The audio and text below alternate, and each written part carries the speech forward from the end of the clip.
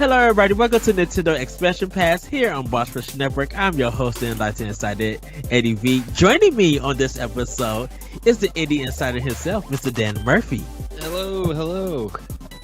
Yes, hello, good sir. We haven't podcasted in a good while. I know. I feel like I haven't been on podcasting for like the last month. It's always something coming up. Exactly. And we have a special guest joining us. You know, he likes to turn it up, and he's kind of the D&D delegate and dad of the JRPGs that you all love to play and talk about. Please welcome Daniel from Turn by Turn Podcast. Hello, good sir. Hey, thanks for having me. I'm honored that I was second to Chris. You are welcome. We are coming together to have some good discussions on a few topics, like on 3 topics. We're going to get into what we've been playing, in a sense. You know what's been in our systems, I should say. And I'm going to start with you, Daniel, because you mentioned the game in our pre-talk, and I'm excited to hear about the game that you're playing. So go ahead, Daniel. What have you been enjoying, I should say? So, and I might get crucified for this, but I've been playing Dragon Quest VIII. Yes. Which gets the clapping, but I've been playing it on my phone. Oh, that's fine. Yeah, I know. No, I love it. I don't. Wherever you can play that game, I'm happy that you're playing it. Yeah, but I found that it doesn't. If I play it on my phone, I can play other games as well, because I can use my phone almost anywhere, but I can't bring my Switch almost anywhere. So if I have a break at work, I can just pull out my phone. Whereas if I pulled out my Switch, it might look kind of funny. So I just started playing that. I'm about 6 hours in, I think. So not very far. How familiar are you with Dragon Quest, and do you like it? Those are my 2 questions. So this has been my first 6 hours of Dragon Quest ever. Oh wow! And so, this might be kind of funny, but I picked this one based because it looked the characters looked most like Dragon Ball Z characters. Yes. So, all the games are available on mobile. So I just scrolled through until I found the ones that looked most like Dragon Ball Z, and then I said, "Oh well, that one." Yes.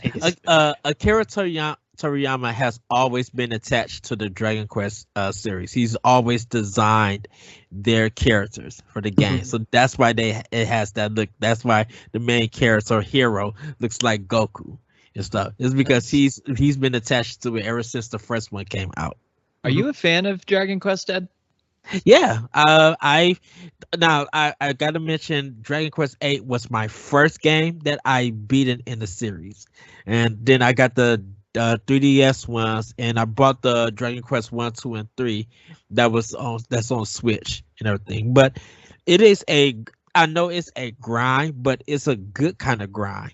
In a sense, it's the podcast or music kind of grind that, if you like the music, yeah, you can listen to the music, but it's really just you put some headphones on, listen to this podcast, and spend time getting my character up. Nice. The only Dragon Quest I've played is Dragon Quest XI, and it seems like universally the most favorite Dragon Quest, right? Yeah. I feel like people just absolutely love this game. I couldn't get into it at all. And you guys know, I'm an absolute JRPG turn-based junkie. I'll eat up any of those games. And for whatever reason, I actually did try Dragon Quest 5 as well. And I could barely even crack that one. I was just I don't know what it is. I just find the games very boring and quirky to the point where it's annoying. The music in Dragon Quest XI is so annoying. Really? Yeah, I couldn't stand it. And the whole story revolves around the hero who is nameless, which is also lame. But the story revolves around the silent protagonist who hardly makes facial expressions. So there's these crazy cutscenes that happen and huge story changes, and then they just pan to this palette of a human just standing there. It's what are you doing? This is like get rid of the silent protagonist thing that's going on here, because it's not working anymore. Like it was good back in like the NES days, where like you actually could like role play in this kind of zone where there wasn't much dialogue, there wasn't much story.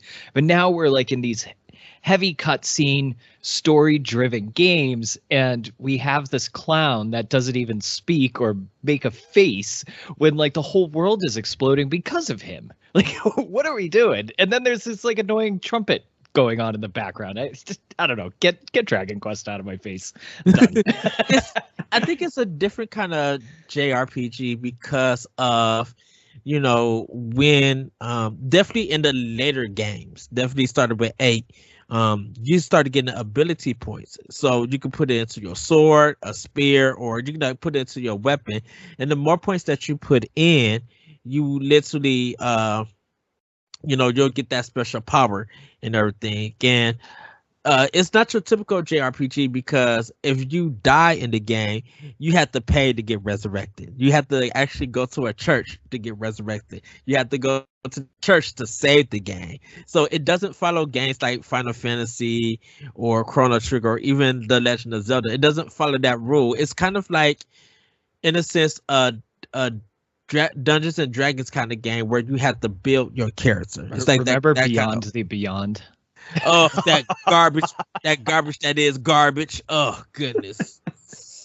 It's the most masochistic game that I like actually liked. That you had to do the same thing in that one where you had to go to the church and resurrect your guys. Yeah, I did you ever play that, Dan? I have not played that one. No. Oh wow, yeah, Sounds you should like look it up. It's called Beyond the Beyond. It's on PlayStation 1. Yeah, it was one of Sony's first RPGs. They had Beyond the Beyond, Arc the Lad, and Wild Arms. Yeah, and I chose Beyond the Beyond over the other two. And I can't believe that you chose that game. It looked so good on when I was a 10-year-old in the store. Well, it has such a great title. Like, it just pulls you right in. Yeah, but then you get to a point like 2 hours in the game and you get a character that's poisoned that you have to do a quest 6 hours later to get the poison off of him. So he just keeps dying in almost in every fight. Yeah, it wasn't he was cursed. That's what it was. He was cursed. So he was like considered this like really strong soldier, like the strongest soldier in the kingdom. And the enemy put a curse on him, and all of a sudden he's weak and like falls asleep in battle.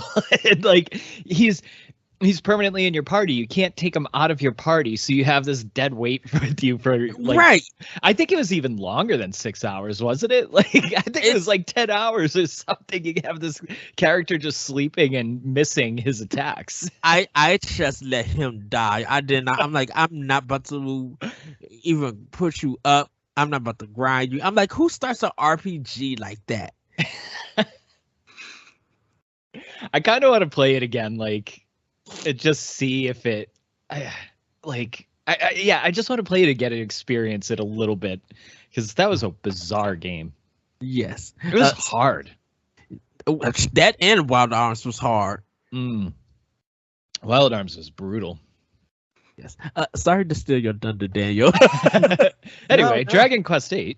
Yes. I think so far, it seems that they tried to make a super like cutesy Nintendo game with like Final Fantasy mechanics, and it works kind of about as well as you're saying it does.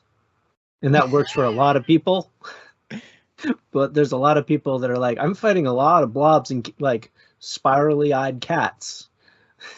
Yeah, it's going to take a while to see the different kind of enemy types, but pretty much when you like start that game, the first about 4 hours when you see all the enemy types, you're just going to see different colors and variations. I was just going to say, you're just going to see palette swaps of the same 5 enemies the whole game. Yes. Yes. But I can't wait to see what you do to the weapons that you choose, because I I started it two times because I played it and I was just like, man, I feel like I'm not getting this. So I started over again, and I was only playing it for like 3 hours, and I started over again, and I was just like, okay, I think what I'm gonna do is I'm gonna have a system that I'm going to get my sword up. I'm gonna put 5 points in, and then I'm gonna switch it when I get another 5 points to another weapon. So I was like trying to balance and everything. But the more I was putting it in, I was just like, you know what? Let me continue putting my sword more. And I got my sword. I think I got up to like level 70, and my sword was like at 99 points. Mm-hmm. And Nice. I had like some ultimate attacks, and I was just like, okay, now I get it. And then I realized that I was like 60 hours into the game. I was just like, I've never played a long RPG. And then I started to say, I forgot Persona 3 FES was 100 some hours of a game. I don't know. I think when I get my characters leveled up, I always end up over 50 plus hours in an RPG. Mm-hmm. That Yeah, sounds I'm a about big right. grinder too. Maybe a little low. Usually, to fully grind up to max, it's like 80 hours minimum. Yeah, I think the shortest one that I've beaten uh was called Dungeon Explorer. I think for the TurboGrafx, it only took me 3 days to beat that game. I had got it on the Saturday, no, 2 days actually. I got it on the Saturday and I beat it that Sunday morning. Because it was good, you couldn't stop, or It was like a gauntlet style game. oh really? And so I played it for about I think like 7 hours in total, and I was done with the game. Mm-hmm. So well, anything else, Daniel? I'm sorry, we just had a JRPG talk. That's mostly what I've been playing. How about you guys? What about you, Dan? So I'm on my second run of Triangle Strategy. I'm on, I think, chapter 11 right now. Like, I was telling you guys beforehand, I was like really trying to be moral through most of my first run in Triangle Strategy. Uh-huh. And I think it was chapter 7. Ed, you can block your ears because this is somewhat in spoiler territory. But chapter 7, you have a battle in one of the towns, and you can use like fire traps to kill your enemies. And I was pretty underleveled, so I ended up using one of the fire traps and burning part of the city. So I ended up just kind of going off the rails and doing different decisions and stuff and not being totally moral. And, towards the end, there's like 3 big decisions you have to make. So I want to play it through 3 times and do each decision. So I'm just being like a horrific person that commits war crimes and sells my allies down the river on this playthrough. And the story has just been like fantastically different, and it's kind of shocking what happens, but man, it's good. Like, I'm just as hooked on New Game Plus right now as I am the first time I played through it, because I feel like I'm playing a different game again. And I'm familiar with the characters too. But Triangle Strategy, it's been one of my favorite games that I've played for a long, long time, as far as new games go. So, at least since Bravely Default 2. Yeah, I kind of feel like when I get to New Game Plus, I think I'm gonna put on easy because I want to just make more of my choices, and because I'm super powerful, I just want to like kind of blow through it and everything. Well, New Game Plus in this actually scales up. So like the first battle in New Game Plus, you have to be like level 35, like an average for your team. Oh, wow. Yeah, Okay. so it's still scaling up the whole way. So, the chapter I'm on, like your team has to be like level 47 right now. Oh, wow. I just actually realized that when you go to the encampment, you could do the mock battles and level up that way. Yeah. I was just like, game, why did you not explain this? Well, the whole encampment is sort of unexplained. Like, you sort of have to figure out the encampment on your own. There's not much to figure out, though. There's like 4 people to talk to. Yeah. Well, yeah. You get more things to do. You do eventually, yeah. Yeah, I just didn't know because I was getting kind of worried. I'm just like, how do I level up in this game? I love the fact that any attack that you do on the character, you just, you get stronger, you get experience points. Um, but I was just wondering because there was so much story in this game and so many cutscenes in it. I'm like, where do I go to level up? Am I going to get in a battle and grind? And luckily, some of my characters have died, but I still won the battle. You know, it's not stressful like a Fire Emblem game where you worry that your guy is permanently dead and you're like, oh god, now I have to go back like 3 turns or start the battle over. Yeah. So, anything else, Dan? Yeah, well, I was just gonna say the mock battles do like, pace the game nicely for you. Like, there's a lot of times where I like just didn't feel like going into a cutscene, so I was like, all right, you know what? I'm just gonna do a mock battle and then I'll stop playing for the night. So it does break it up kind of nicely. Aside from that, I'm playing Picross S5. No surprise there. This is the last Picross game, though, I have on my Switch that I haven't fully completed until Picross S8 comes out, so I'm taking it very, very slow. And I also got the new Kirby game, which I'm like surprisingly in love with this game. It's just fun. Like, I'm getting the same feelings that I got when I played 3D World for the first time, Mario 3D World, where I was just like, damn, like, this is actually just a game, right? Like, it's a game. It's fun. This is what it's supposed to be. And you really just, like, explore the world. You just play the level. It's fun. Like, I don't know what else to say. And, it's like Kirby's adorable. The copy abilities are fun. I like how they kind of introduce, like, something at the beginning of the level that you're going to use for the rest of the level.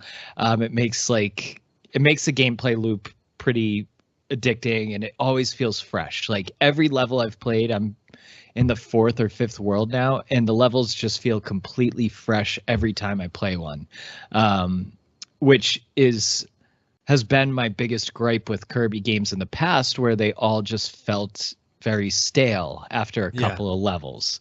And I get like 0% of that with this Kirby game. I'm loving it. It's so much fun. Yes, and we're going to talk more about Kirby because I have some thoughts on it. Really, really good thoughts. For me, I'm only going to focus on these 2 games, and Dan should know what I'm talking about. Because Friday night, me, Dan, and Mark played Mario Kart 8, and that was fun. It was really fun. I hate those levels because I was just like, what in the heck is I'm like, I know I'm drifting right. I know I'm but every time this is the thing, because your speed is connected to the coins that you get. So to go faster, you have to get, up to level 10. But you have to have 10 coins. And it just felt like every time I got a coin, I ended up losing. I'm just like losing them. And I'm just like, why is my speed is not going up? You and Mark were just gone. I didn't even see y'all. Like, I was just like, okay, I'm in 2nd. How the heck did I get to 7th place? What the world is this mess? So one of my toxic traits is I play Mario Kart Tour on my phone. So I'm like pretty familiar with Ninja Hideaway and Paris Promenade and Tokyo Blur. So like those are all Mario Kart Tour tracks, and the other ones I've played on tour as well. So like I'm very, very familiar with those tracks. So like I'm pretty bad at Mario Kart, but when that came out, I would just pop on Mario Kart, and I'm kicking ass in these new ones. Like, I love when Dan do it. I get upset because it's just like, what the heck happened? Like, I'm like, I feel like that I'm doing everything right, but still getting my tail kicked. And I think it's just like having fun and laughing, and just like it's so low key enjoyment that no matter if you win or lose, playing with other people is so much fun, And it really is. It's yes. So the second game, me and Dan. Let me just throw in a quick plug too. If you want to play with Ed and I some Mario Kart, jump on our Discord. You can find it on our Boss Rush Twitter. We're always looking to play games too. So come beat up on Ed and I in Mario Kart if you're listening. Yes. or be like Smash and just see Dan just goodness, Dan and Cloud. I was just like I don't have a chance with this game. And then David was kicking my tail too. Of course, he's using Link and I'm using Cloud. Like both are very on brand for us. Yes, and here I am with Zero Suit Samus trying to show these boys, that we don't play, and I'm just getting smashed out. No, so Daniel, it was, I think, who was it? I think it was me and Dan, and we played Among Us, and Dan was just because I was one of the killers, and they all voted me out like the first thing, and Dan just dropped his controller, was laughing. He had like 15 different laughing faces on Discord. I was just like, this is a mess. And he was just like, Ed, how did they find out? I was just like, I don't know. I thought it was this other person and everything. It was just so much it was fun. funny because it was probably like your first time playing Among Us. So in Among Us, if you find a dead body, like you report it, and then like people discuss like, hey, who'd you see? What did you think? When Ed reported it, he just voted somebody right away. He wasn't the killer. He just voted somebody without even talking about it. And everybody just kicked his ass off the ship. Yeah, that was hilarious. It was just hilarious, yes. But me and Dan played Streets of Rage 2, and it was Dan's first time playing it. And I was just like, okay, and I was just having fun, and we got to we almost got to the last, or I got to the last bit of the game, and then I don't know what happened. The lag was just bad. You know what I think happened was like, so I had died probably 2 levels before that. So I think I just put my controller down, and like it kind of went it dimmed a little bit. So I'm wondering if it was because my controller was idle that it ended up lagging you out. Yeah, but I was just sitting there. I was having a drink and eating some popcorn. I was watching Ed beat Streets of Rage 2. That was funny. Yeah, so I hope to get back into that game, and if people want to see it, join me. We can have fun. I can teach you some things. But those 2 from Friday night was just such a blast. And like Dan said, I am playing Kirby, but we're gonna save that discussion for a little bit later. I brought this topic up to Daniel. Dan, and this is kind of like our kind of first somewhat topic, and I was talking about identifying Nintendo's mistakes and how their mistakes kind of help the industry and Nintendo themselves. And the reason why I say that is because when we look at their consoles and some of their decisions, we always kind of react to like, what are y'all doing? Like, this is not the right thing. But then you see those same decisions in the future, and it's being profitable to Nintendo, but it's also something that is being intaken by other developers and publishers and stuff. Like, if you so by the time you guys see this, the news about Game Pass may have a family plan for it on their Xbox.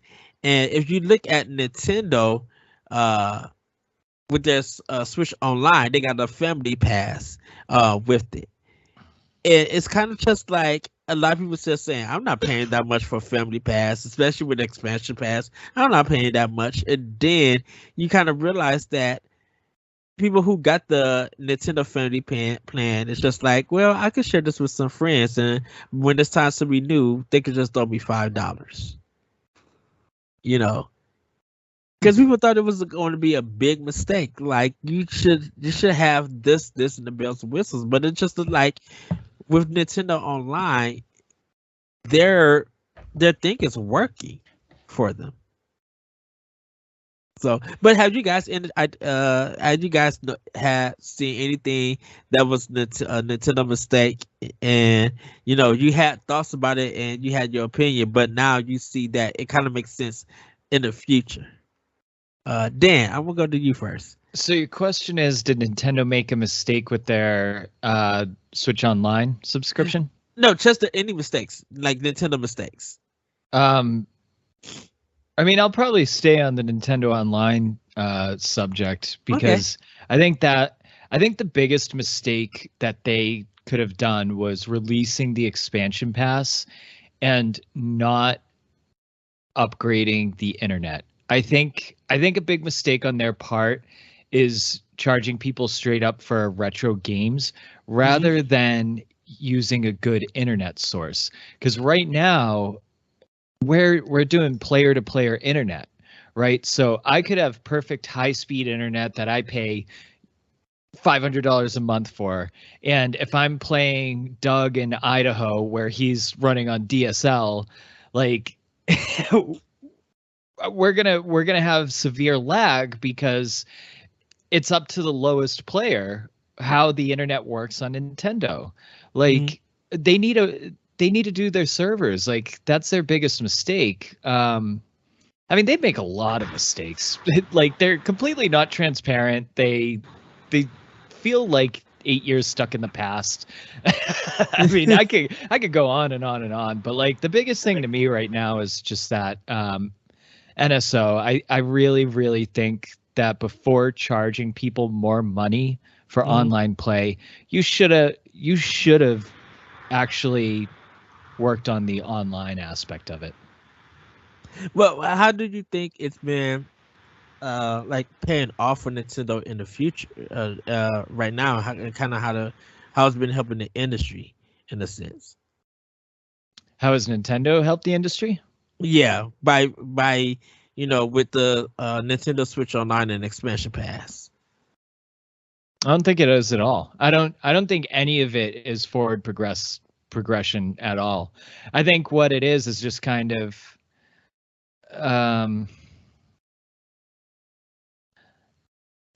it feels tone deaf, right? Like I the only good part about it is having DLCs attached to it.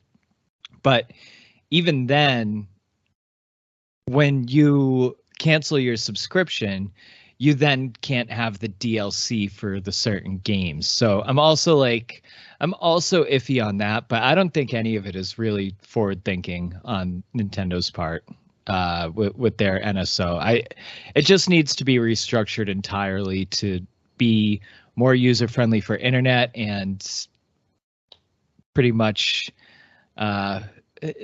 offer just a little bit more.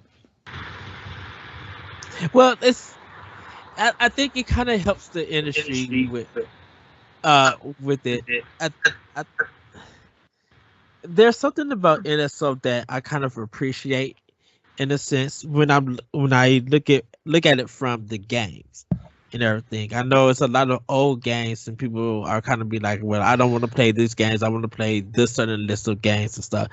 But I think it's like it kind of showcased that when you bring import games and stuff that people haven't played or anything, it interests people maybe giving it a try with NSO. Because I think a lot of people clown Nintendo for the Switch Online, the service, and the games, and they don't want to add the expansion pass for 64 and Genesis. But there are people who do pick it up and look at it, just be like, man, I remember this, or this is something brand new for a series. Like, right. Just to interject real quick, go ahead. I've played 80 hours of the N64 online. Like just N64, I've logged 80 hours, and I've probably done like 40 on NES and SNES. I'm not saying I dislike it, but I don't think it's like any forward progression on Nintendo's part. But go ahead. Yeah, well, I just think that the import games definitely has been a big thing. Like it kind of shows to me, because when it comes to Game Pass and definitely with PlayStation's new service that's going to be coming, everybody's been wondering what are the games are going to be. And I think when we got NSO with the NES and Super Nintendo, when we started seeing these import games that never came to America, that changed everything for me. With it, I want more import games on Xbox and PlayStation, because when it comes to those systems, they're region free, but nobody import games on those two systems. When Switch was starting out, people were literally importing and still importing some games from the Japanese eShop thing. So to get them online, like what would make me want to get Game Pass and PlayStation Plus extension is that I want to see some import games from it. The stuff that Nintendo can't get on your console, and maybe I would subscribe to it so I could play that game. I would love to play some wacky stuff, Japanese game on Xbox or PlayStation. Now, some might say maybe hentai or some of those other stuff, but I'm like, there are a bunch of role playing games that kind of have been localized that's never been in America, and Yeah. I could see those systems going to get it and everything. Yeah, and that's one actually that is a thing I appreciate with the NES and SNES, and I think you and I are probably in the minority on this, Ed, but like Yeah. I like that there's these weird random games that are on there. Like I I don't know, like it's in my opinion, like I don't need to play, Super Mario World like on 5 different platforms, right? Yeah. Like I love seeing like these weird like Jello Boy games and like trying that out. You know what I mean? Like Yeah. I think that's cool. Like I love seeing just stuff that I never heard of and never played before. And then getting that that special version where people can play the game easier. Like I love that. Oh, that's cool too. Yeah, good call. I would love to have that on Xbox. So when people, if they do play not Bloodborne, they play Dark Souls or whatever on Xbox, and it comes to Game Pass, maybe there is an easier version that they could create and make and stuff. Daniel, what are your thoughts? Has there been a Nintendo mistake with their business or the consoles? Something that you notice, but soon, which is like, okay, that kind of makes sense with this console or in this generation. So, sort of staying within Nintendo, and I'm not sure if this will 100% count for what you were talking about, but seeing a lot of non-motion related games coming out on Wii, and now they're getting like ported into Switch, and now people are starting to actually like them. Kind of feels like a pretty good example. What do you mean? Like Skyward Sword is something that a lot of people on Wii were not a huge fan of. Mm-hmm. But now that it's been ported into Switch, people are coming around on it. And then that's probably the best example, or the most obvious, of people hating the motion controls of Skyward Sword. Now that it's on the Switch, people are retroactively deciding that they love it. Gotcha.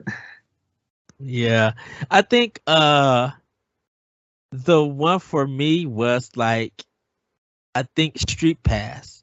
Them getting rid of Street Pass. Oh, people loved Street Pass. Yeah, it was really a way to get not just bonus coins and puzzle pieces, but it really gave you an idea of when you meet this person or you walk past them, these are kind of the games that they're playing, and maybe there's something that you might be interested in. They'll be like, oh, they're playing Dragon Quest 9. I'm playing that too. That's cool that they're playing it, and they're from Britain, and they're from or Japan or Hawaii. Like, haven't been able to see the people from around the world and pass them up. Definitely if you're at an airport and everything.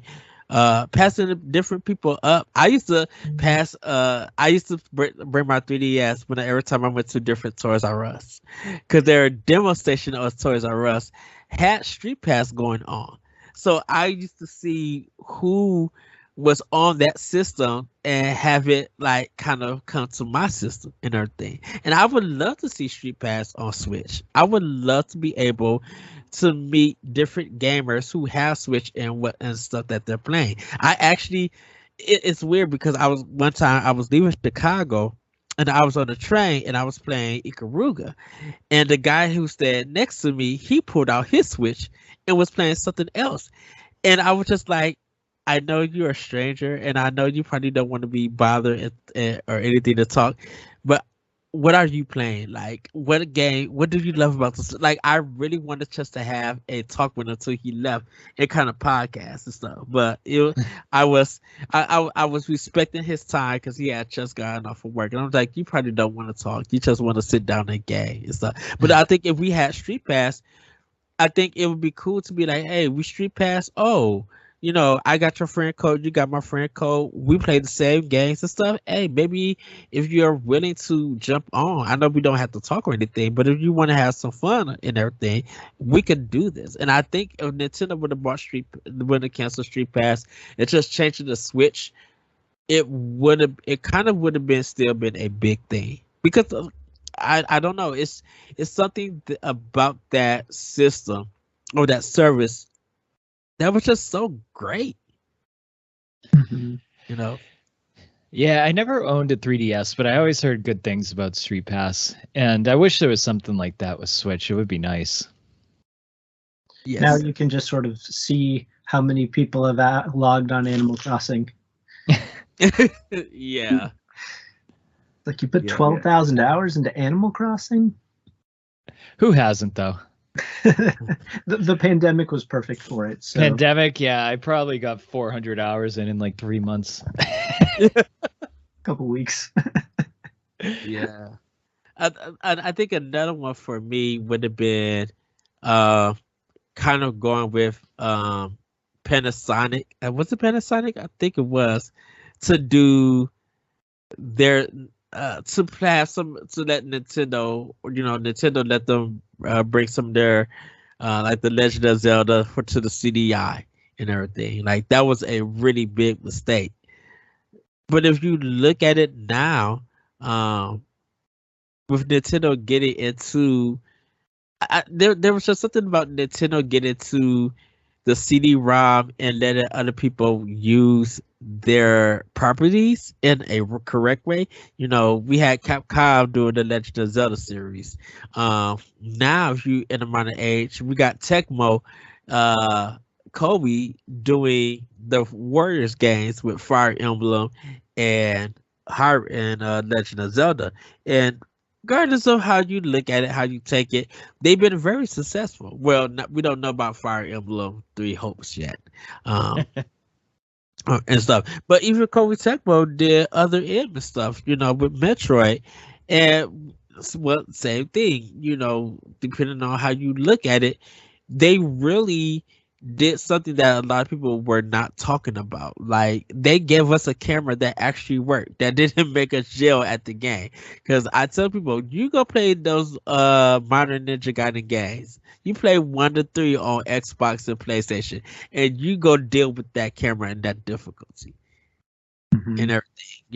It's kind of just like looking at them and them working with different companies and stuff, because I know Nintendo really didn't want people like touching their IPs at all. Now they don't want the fans to touch their IPs, the DMCA's and the takedowns.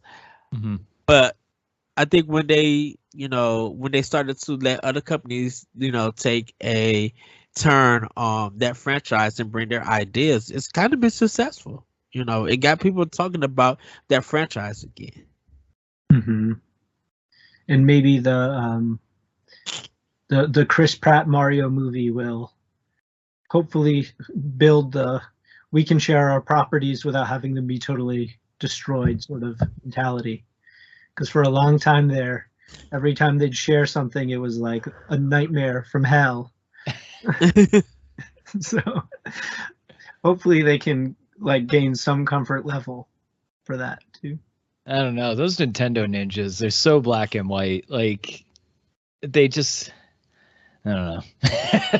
they're like never discerning about anything. It's always just like black or white rule book based. You know what I mean? Yep. Yes. So, anything else, guys? Any other like Nintendo mistakes that you feel like they made, but it paid off in the end, like in the future, or helped the industry? I really think that the Wii music demo, like it was kind of a bad presentation and everything, and it was a mistake that Nintendo just rolled out what they thought was a good idea. because of that and the feedback, they end up doing the Nintendo Directs or the Nintendo Minute at a time. And look how it changed the industry when it comes to announcing and releasing games. Like if your game is in a Nintendo Direct, you know that you're probably gonna get some good sales. And you're gonna grab somebody's interest. Like the Nintendo Direct is the key thing in marketing and gaming for the industry.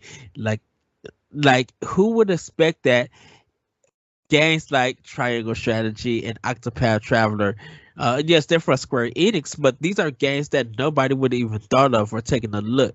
But you see them in a Nintendo Direct, and you see how what you were going getting, and what the gameplay was like, and it got people interested, which made them go out and buy the game. Well, I don't think Octopath and Triangle Strategy are good examples. I think the unique art style of HD 2D would have caught people's eyes regardless of a Nintendo Direct or not. I do want to use a good example though. I interviewed Mike Miller, who was a composer for Evergate. Yeah. And Evergate was a game that came out in 2018. And it was on Steam. I think it was on Xbox, and I think it was on PlayStation as well. And they had a indie direct in 2020 for Evergate. And when I spoke to Mike, he said that their sales shot through the roof because of that direct. And he's saying the sales are just insanely different. It was always a slow drip with their game, and they had to really, really advertise and push.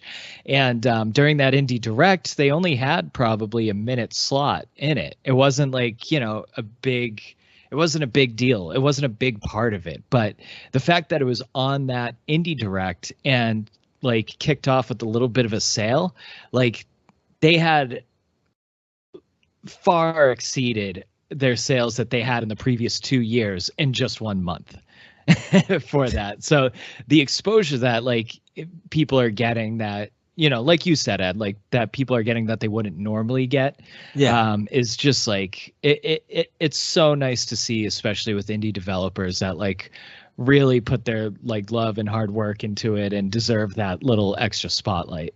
Right. And I think games that's not even in a Nintendo Direct, if they're in this presentation, I love watching the Wholesome Games presentation, because they got great ideas, and I know all their games are for kind of casual players and laid back and not too punishing. It grabs to be like, oh, that looks interesting, that looks beautiful, I'm going to download it. And whether it does come for Steam or anything, some people were just like, man, a Nintendo Direct style presentation or whatever can lead to good sales. Definitely if it comes to Switch and it's a physical version. If we see a game that's beautiful and cute, and it's only right now, people will buy it through the eShop and everything.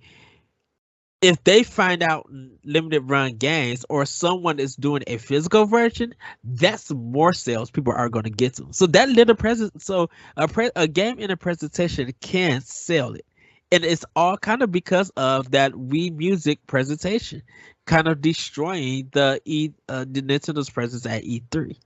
But look what it led to in the end. Mm-hmm. Mm-hmm. I know that on my show, the Turn by Turn podcast, we've been talking with a lot of indie developers that have these really great games that are pretty fully fleshed out, and any one of them would kill to be involved in that level, because their scope is small, because the indie developer marketing budget is negative $40. So that would just be life changing for any one of them, and a lot of them have created games almost up to that level. Yeah, and I would love to see if Valve could do something like that for indie developers, and do kind of an indie showcase spotlight, maybe every other month or something, because there's so many good indie games out there on Steam that just kind of fall into the depths of all the other games. You know what I mean? Just because they don't have the advertisement and you have to kind of stumble upon them on Twitter or whatever. But yeah, I wish like Valve and Steam are like the easiest way for developers to get their game out there and accessible. However, I'd like to see them actually advertise other games than, you know, Final Fantasy 14 and Grand Theft Auto 5. Like, come on, guys. Like, you know, help them out a little bit more. Yeah. Great indie titles like Final Fantasy 14. Yeah, exactly.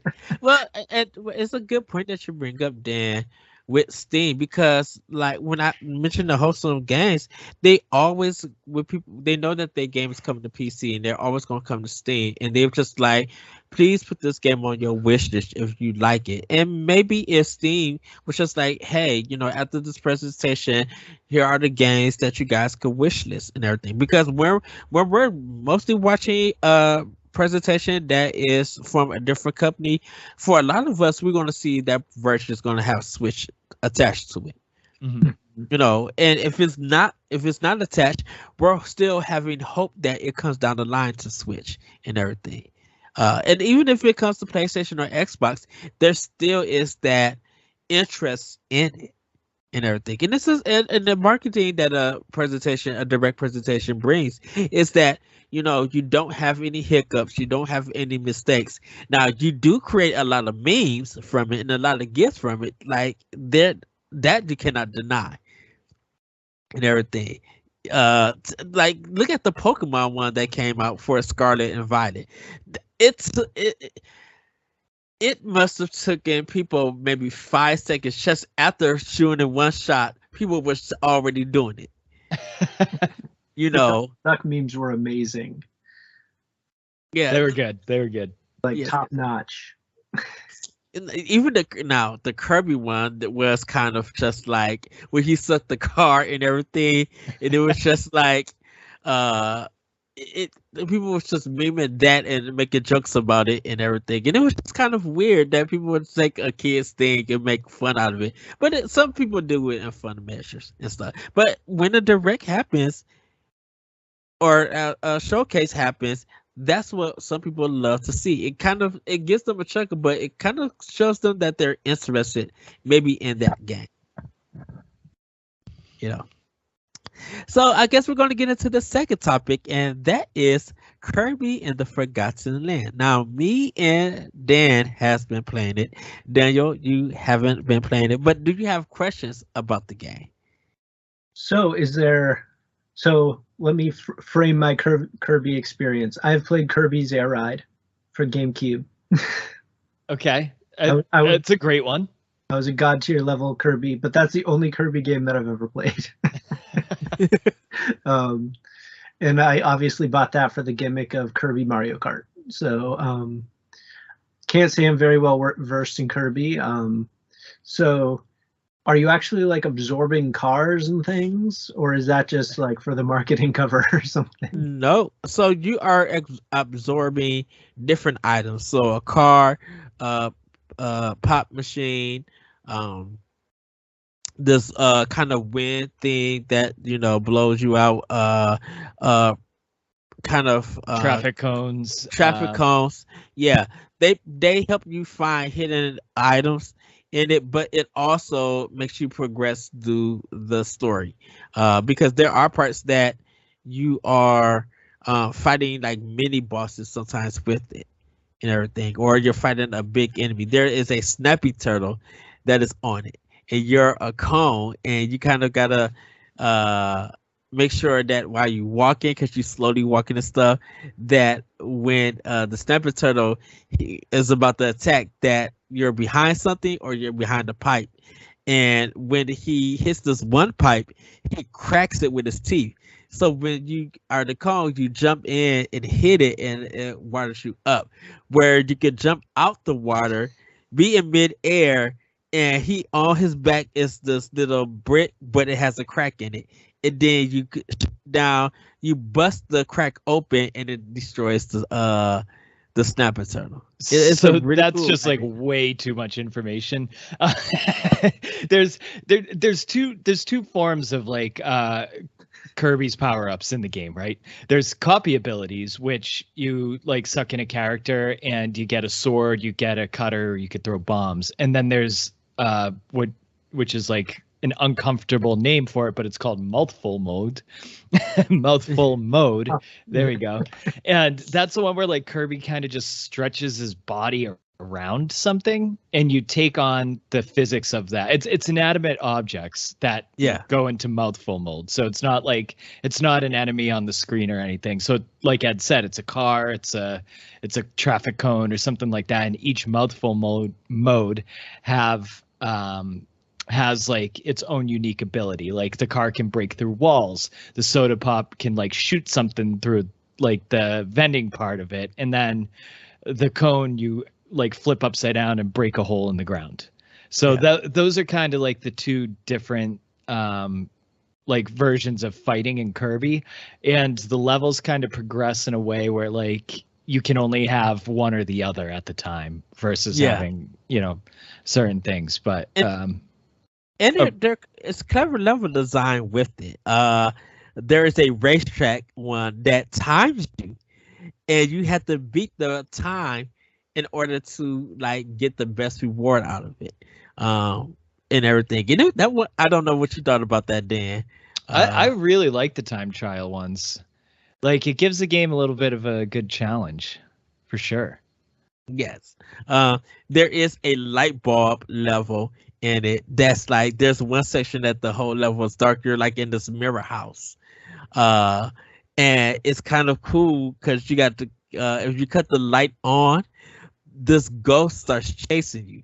When you cut the light off, it's just like where he go? He started looking around and he floats somewhere else. It's the reverse of the Mario games, where when you're Mario, if you see a boo, it hides, but when you start walking away, it starts following you.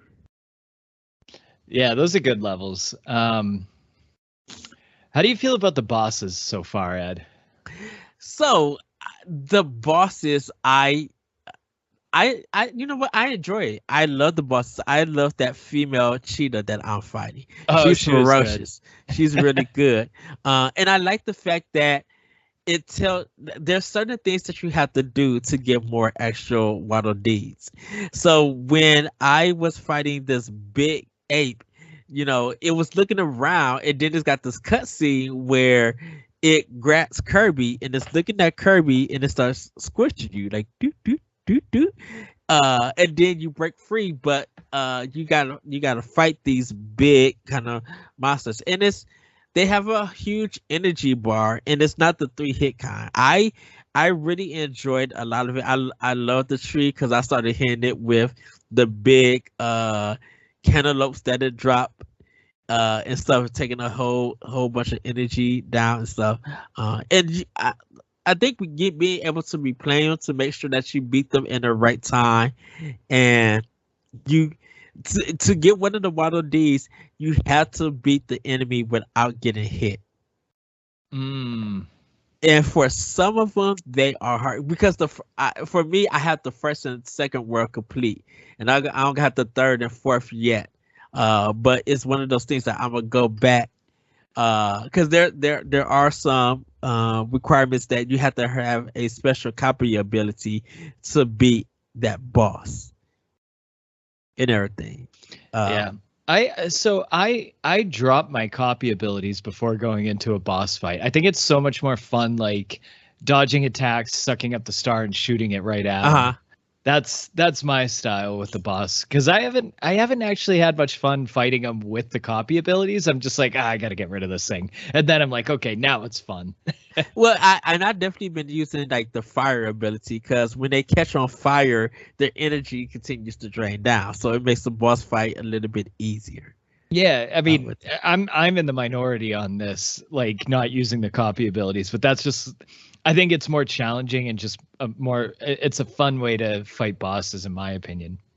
Yeah, I think that may be one of it's probably gonna be a boss that says you can't use no copy abilities. You just literally have to use the stars and stuff. Yeah, I hope so, but as of now, they always kind of set you up with like a choice of a copy ability. Yes. So the gameplay is great. It's like it's one of the tightest controls that Nintendo has done in a while. Like it really feels good running around with Kirby and sucking up enemies and throwing them and everything. Yeah. Uh So Ed, what's your experience with Kirby before this game? Did you enjoy Kirby games, and like which ones did you play? yes, I did enjoy Kirby. I didn't play the NES or Game Boy ones. I played one of the Super Nintendo ones. I actually got to play Kirby Air Ride. Um, but my first Kirby game that I actually beat was Kirby's Epic Yarn on Wii. Okay. And I know a lot of people didn't like that game because it was too easy, but it really is a great game because it's funny at times. And it was the first thing I noticed that the art style that how are they doing this game with yarn? Because it looks so good and it is really challenging where you're trying to get all of the emeralds, all of the gems, Right. and everything. Uh, and getting their copy abilities and it was fun, but it was just like going through this game and not having to be stressed out of anything. Like yes, it is easy, but there are some collectibles that was going to challenge you, to get up there. Easy's fine, right? Like, Yeah. I always say like Captain Toad ends up being one of my favorite Switch games because it is an easy game if you just want to go through the levels, but to like Yes. actually 100% it, including time trials, it becomes kind of a bit of a challenging game, and it's like it's not challenging to the point where it's annoying, and it's not too easy, so like it's a happy medium. And Yes. I think that's okay with games. Like I like the fact that you can burn through levels and just have an easy time doing that, and then you can go back and actually play like the levels in depth, like in this new Kirby game, like with the Waddle Dees and everything.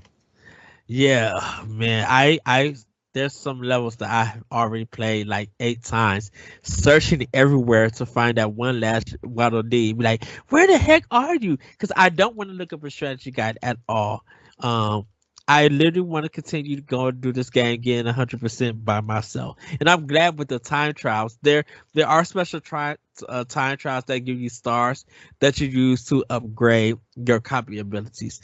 I love the fact that you don't have to beat the time trials or get a lower time that the game has in order to get an extra star. All you need to do is just beat the trial and you're good to go. Yeah. So for me, my Kirby history is I Kirby's Dream Land was actually the very first video game I played when I was Ooh. like 5 or 6 years old on Game Boy. So naturally, I loved that game as a kid. I played it probably 100 times. And then I couldn't get into the Super Nintendo ones. I had the one for Wii. I found that extremely easy, just stale and boring. And I did the demo of Kirby Star Allies, and I was just like, nope. So I had no intentions on getting this new Kirby game. And then I tried the demo, and I was like, I am sold. This is going to be such a fun game. And I'm really glad they did the demo, because I would not have bought that game if they didn't do a demo. That's kind of where I was at. So I've been meaning to play the demo because everyone keeps telling me to play the demo. But I look at it and it's like it's cutesy and colorful. And as like a turn-based RPG fan, I'm used to video games being like very dark color palettes and like not fun and like princesses and kingdoms are falling and like everybody's dying. So like it feels wrong to play a video game that has bright colors and like fun elements that It's a nice break in between Triangle Strategy for me.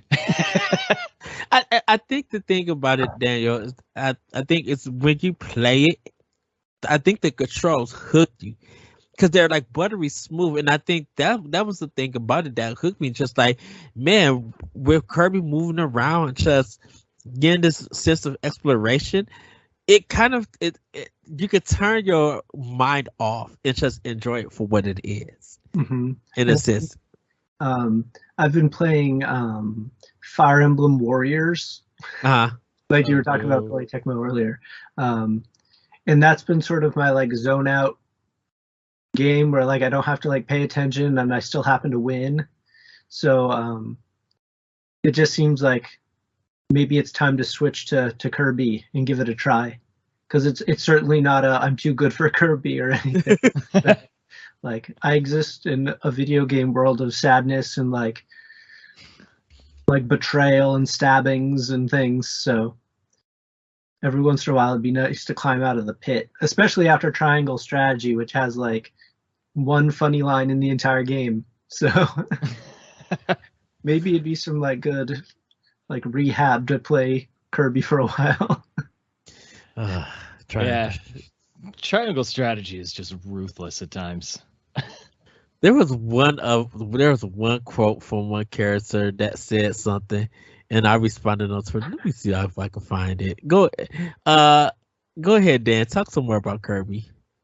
I don't know what else is there to say about Kirby. Like I'm not too far into it, so I don't have too much to say about it.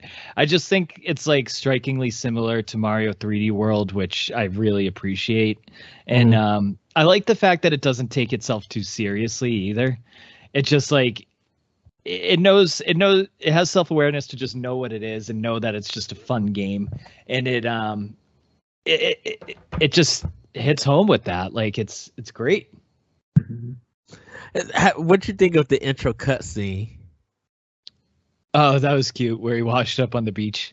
Yeah. Did you see how his eyes went very anime? went way wide. Yeah. I laughed at that. I was just like, what? Okay. So it's Roland from Triangle Strategy. I put, with you by my side, I know we'll win. We may also take down Don Spear, which I love that name, Don Spear. Me.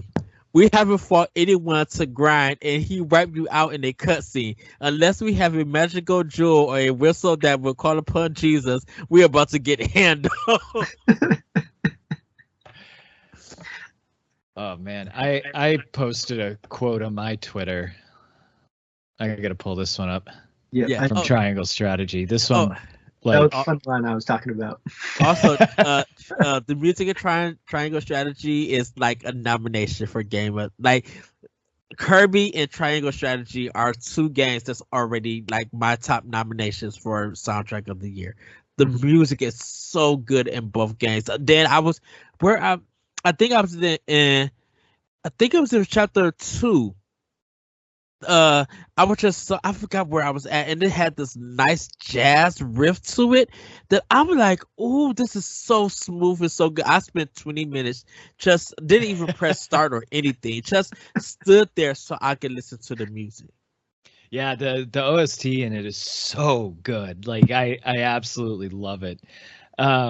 Here's the quote that I posted on Twitter. It's from Wolfert Town Person. He says, well, slap my ass like I was just born. Rain. Honest to goodness, rain. Like, what? Who the hell says that? Yeah. Daniel, you have one? That was mine. That was the one funny line in the game. That should be everyone's one funny line of the game. No, mine is okay. So Lord Dragan is drunk in Triangle Strategy, and it's one of the most funniest things. Standing on to the voice actor. So to give everybody preference, he's talking in the serious tone when you first meet him and everything, and then when he gets drunk, I don't know, he becomes something else, and he even does the own whisper, well, if you love her, please tell me about it. I really want to know the gossip. I'm like, wait a minute. And the way that he passed out drunk, it was so good. That's so good. How do you guys feel about the voice acting in Triangle Strategy? I thought it was actually pretty good. There are some pretty horrible ones, but largely pretty good. Yeah, I think it's pretty good for most of it. There's parts that like seem kind of almost wooden, you know, like I I remember like specifically there's a part where like Benedict is like running full speed into the scene and it seemed like this panic mode, and then he's like, well, household forts, you know, like there wasn't any like panting in his breath or anything like that. So like there's things like that where it just kind of feels a little bit wooden. And Serenoa is the only one that kind of bothers me because you could definitely tell like he recorded this in his basement. Yeah, some of the sound mixing is weird. Yeah, like Serenoa, like he always just when he speaks, like he sounds off from like the whole entire scene or the rest of the cast. So that one's a little bizarre. The most bizarre one is when they do the dots and you hear the sound effect go dot, dot. Click. I'm like, what is this? What is this nonsense? We don't need this. I'm with you on that, Ed. I'm just like, it's such a small annoyance, but they do it so often. I'm like, come on, speed it up. Let's go. Mm-hmm. Right. Yeah. Especially since it's so story heavy. Right. You're just waiting for the dots to go through. Yeah. So you can watch the rest of the 10-minute cutscene. Yeah. I know. I know the sister of Freya or Fredrea, whatever her name is. Frederica, yeah. She hates her or the stepsister. And you're talking about Thalos and Erica, the two twins, and then Federica, yeah. She's just like, if she looks like she want to call her the B word and just pimp slap her. She hates her and everything. I'm like, wow. And I understand this is the family dramatics, you know, for plot points for story, you know, and the character.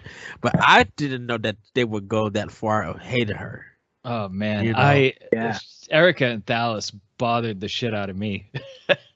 I really thought they were the main antagonists of the whole game. It kind of like sets it up a little bit like that, and then you have that fight with them. Spoilers, I guess, but it's like one of the easiest fights in the game. I had a really difficult time on their fight. Really? My first playthrough. What map did you fight him on? On a bridge map. Yeah, I did too. Huh. That's funny. Yeah, I had a really difficult time with that fight. It took me like 2 or 3 tries. Because of her magic or his magic? Is that what was the sticker, or was it just? No, I played it like an idiot the first time, and like I just like split up on both sides of the bridge, and then the second time I just like pushed onto Erica's side and like wiped them out, and then went back towards Thalos' side. Mm-hmm. So I just had poor strategy. I know when it comes to strategy games like this, like triangle strategy, I always look for the healer. Because if I could kill the healer first and get rid of it, then I could get through the battle. Because now I'm the only one that has a healer that can heal me. Yeah, and yes, that's a good plan, but there's such jerks in triangle strategy that they always have the healer like buried way in the back of all of them. And you're like, oh, you have to like carve a path through their like enemies to get to the healer. It's so annoying. Yes. Kirby and the Forgotten Land. Oh yeah, we're talking about Kirby. But yeah, I think that's a good impression about Kirby and the Forgotten Lands. Hopefully, Daniel, you can give it a play. Yeah, try the demo, everybody. If I don't like Kirby games, I never have. Like I loved the demo and I'm loving the game, so I say everybody should give the demo a try. Yes. Well, we're gonna get into our final topic of the night, and I kind of want to ask you guys each, what game are you looking forward to this year? Like, what is a game that is familiar, and what game that is so brand new and interesting that you find you cannot wait to play it? Dan, I'm gonna start with you. Tonight I pre-ordered Chrono Cross, and I am so excited. I haven't been this excited for a game in so long. I just can't wait. Chrono Cross has like the best soundtrack I've ever heard in a video game. Like, I haven't played the game in probably 15 years, and I can still hum like 3 or 4 songs out of that game. Oh, nice. The world is just kind of beautiful, and the story is really rich. It's deep, and it's such an underrated and underappreciated game. I hope that this remaster like gives it like a good, I don't know, jump back into the world of JRPGs, because it's one of my all-time favorite games. And then my other one is probably going to be very on brand, Xenoblade 3. I cannot wait for this game. I've been playing through Xenoblade 2 as well recently, and like it's my second playthrough. Absolutely love the Xenoblade series. It's just incredible, and I can't wait to see more. I can't wait to see what the battle system is like. The trailer blew my mind, and I have so many theories on how these two worlds have collided, and we just don't have time for it right now. But if anybody ever wants to talk to me about Xenoblade 3, just find me on Twitter at DCDM99. Please talk to me. We already have a Xenoblade 3 Nintendo Power Block and Expansion Pass already planned. Like, we are going in on that game because, yes, I know I said that the game wasn't happening. I believe that it was a development. I'm so glad you were wrong and I was right. Because I swear, because Daniel, Corey and Dan been telling me they're going to announce Xenoblade Chronicles 3, and I was just like, no, Monolith Soft is working on a new IP. They would rather announce that than Xenoblade Chronicles 3. There's no way that that game is finished or anything. So, I was just like, they will announce it, but they'll announce it next year. And then the Nintendo Direct happened. Whew. And the moment they and I was at work, I didn't get to see it, but the moment they showed that trailer, I was just like, I'm gonna have to eat it. Cause I see Dan just like, I told you, Ed, I told you. But like Xenoblade Chronicles 3 is going to be a game that it's not my choice anything, because I got 2 other games. But that is going to be kind of like the game of September, and that's going to be the one that people are already planning for the summer to play 1 and 2 to get ready for 3. Yeah, man. I can't believe, again, there's so much that is happening in this trailer that I can't even wrap my mind around. I still to this very day are puzzled. How do they make these worlds, and why do they look so beautiful and just so and function flawlessly? What does Monolith Soft know about the Switch that some other developers can't do? Yeah, because I'm just like, this world is too big and this shouldn't be working. Just like Xenoblade Chronicles X on Wii U, this shouldn't be working, and it is, and it's so smooth. Right. And like the other thing about the trailer is too, it's like it looks like Bionis and the Titans, like the 2 worlds from Xenoblade 1 and 2 have collided, right? Yes.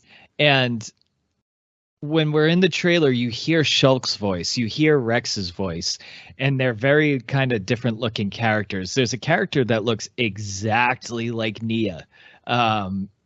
Like it even has her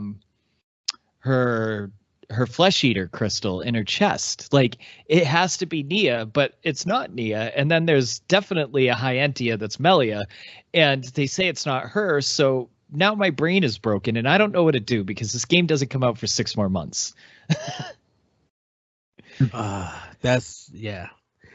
about you, Daniel? What game are you looking forward to that's kind of familiar, and what game is like completely brand new, unexpected, or whatever that you can't wait to get or play?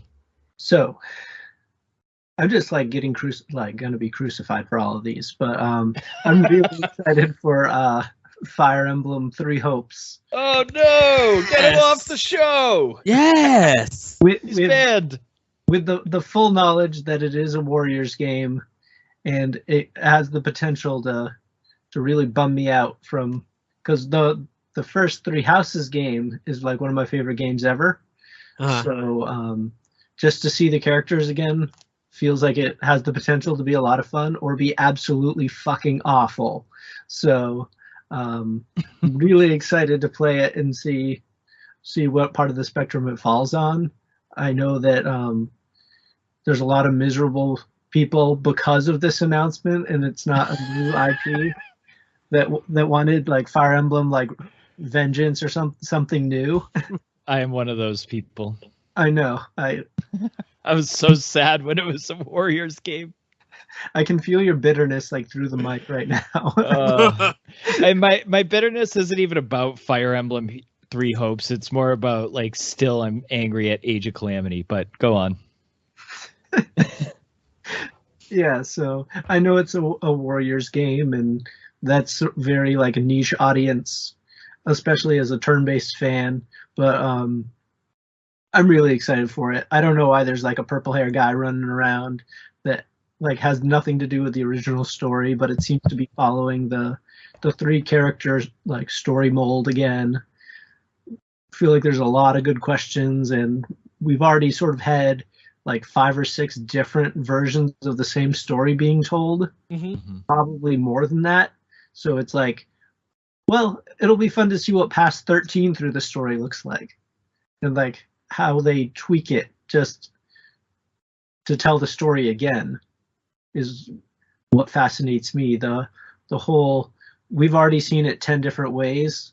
What makes 11 special enough that we need to tell it again? And like, why are they adding in new characters if they're telling the same story? Yeah, I'm interested. I actually am interested to see what they kind of do with the story. Like you, I love Fire Emblem Three Houses. It's one of my all-time favorite games, and like even the DLC, it was a little quirky, but I really, really loved it, and I loved being able to use the house leaders together. So it'll be fun to actually see like the how different like the house leaders will be in the warrior style, like Claude probably using the Fairnaught bow, and you know what I mean? Like I think that will be cool, and I definitely am a little interested to play it in that sense. Yeah, and I think the big critique that I've seen for Fire Emblem Warriors, the first one, is that all the skill sets are exactly the same. Like you have a bunch of sword users, and then kind of like a jank cast of like not sword users. And I'm really hoping that they'll diversify the battlers this time. So when you're using Dimitri and his spear, it feels different than when you're using another character with a spear. It's not literally the exact same fight scheme every single time. And Fire Emblem Warriors is my first like Warriors Dynasty Warriors style game that I've played. So it doesn't really bug me, but I can imagine if you were sort of used to that you'd be like, what am I doing? Like, why am I wasting my time with this? Because even like the special moves that you kill a bunch of units, you get like a super attack. Even the super attacks like look the exact same. Like animation style where like it like slices to like the desperate look in their eyes. They're about to flail their sword, and that's like literally every single character. So I'm very curious to see it, even though it's not what I would have like picked. Right. When does that come out again? That comes out in June. Cool. Yes. What is your other title? My other title is actually going to be Chrono Cross as well, or maybe Live Alive, just because I have no idea like what that is. That's a day one for me as well. It felt like, and it's generally not a good idea to gauge your reactions off the internet, but it felt like a lot of people were pretending to have like nostalgic feelings for this game. Same with Chrono Cross, actually. There was a very large amount of the fandom that was like, oh, I can't believe it. And it's like, you never played that. Well, I know Live Alive, no one really played unless you import it because it was in Japan. I feel like a lot of people did play Chrono Cross on PlayStation 1. You think so? Yeah. I don't think enough people played it. It feels very niche, right? And I think the people who have played it are a loud minority like me. Well, I think it was pretty much the Chrono Trigger community here in America, because the Chrono Trigger people hated Chrono Cross when it came out. That was the thing. Yeah. And it had such a negative viral reaction that not a lot of people ended up playing it. So that's why. Well, I ended up playing it, and I think the characters and the music and the story is cool. It's great. I think it was just, to me personally, was that battle system. That was the thing that kind of threw me off for it. But I'm willing to give that game a second chance and everything. Yeah, you didn't like the battle system, right? Yeah, that was the only thing I didn't like about Chrono Cross was the battle system. And some of the magic attacks, like with the black and white and trying to find out what color goes against what, that one was kind of confusing also, in a sense. Yeah, but you might find it a little simpler this time around. Yeah. It's good. I'm excited that you guys are going to play this too. So we'll all talk about this next week. Yes. So for me, my familiar game, and everybody who knows me know what I'm about to say, is Bayonetta 3. Like, I love to. I can't wait to see what Platinum got for this. I want to see what craziness of my battles that I'm gonna be in, what combos I'm going to be doing, what dance steps Bayonetta is going to be doing, what the story is going to be about. I'm super excited to see what that is. And my unexpected, Daniel, you mentioned it, is Live Alive. Because it was a game that I seen in EGM back in the day, and I thought Square was going to bring it over, and they never did. And I really want to play this game. Now, I will say this. Hopefully it doesn't have connection to the Saga Frontier games, because Saga Frontier is a terrible series. And I mean, I'm laughing, but I agree with you. God, that Saga series drove me crazy. Yeah, so I just can't with that series. But if this really feels something different and that I'm going to get into, I really cannot wait. Now, I really do hope though that Square Enix does a remake of Secret of Evermore, or they put it on Switch Online this summer for everybody to play that, because that is one game from Square Enix West or Squaresoft West at the time that a lot of people did not get to play due to the success of Secret of Mana. I wish they really did have the Super Nintendo CD version of Secret of Mana, because they had the game complete with cutscenes and everything, but they had to take all the cutscenes out and everything and try to get it on the Super Nintendo cartridge when Sony and Nintendo decided not to do this Super Nintendo CD, or known as the PlayStation. So, but everybody, that is going to be Nintendo Expansion Pass. Daniel, thank you for joining me this episode. Daniel, where can we find you? Where can we find the podcast? You can find me on Twitter at McGarr Mentions. See what I don't really tweet much. I more silently observe, but I'm trying to tweet more because that's what you're supposed to do when you have a show. So you can find my show, the Turn by Turn Podcast, at the Turn by Turn Pod. It's mostly just me. Whenever I see a game delay tweeting, they must have gone back to make it turn-based these days. But I try to also hawk the show and keep with relevant topics. Yes. Dan, where can we find you? You can find me on Twitter at DCDM99. I probably tweet more than Dan. And it's usually about whatever game I'm currently playing or my dog. And you can check out our articles where I am a copy editor at www.bossrush.net. We always have great news, banter pieces, and some awesome editorials on the weekend. Yes. You guys can find me on Twitter at that Retro Code. You can check out more Nintendo Expansion Pass if you join us on Patreon.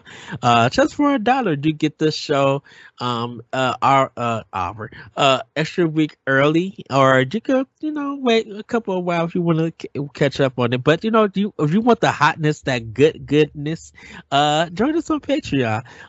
You can check out Nintendo Power Block on Wednesdays for the recorded version of it, and check us on Mondays with a live recording of it. We got some great topics of discussion that is coming up in Nintendo Power Block, and you do not want to be disappointed by missing out, because episode 300 will be around the block soon, and it's going to be a great episode that you all should tune in. With that, everybody, have a great week, have a great weekend, and we'll see you next time on Nintendo Expansion Pass. Bye, everybody. Woohoo! Bye.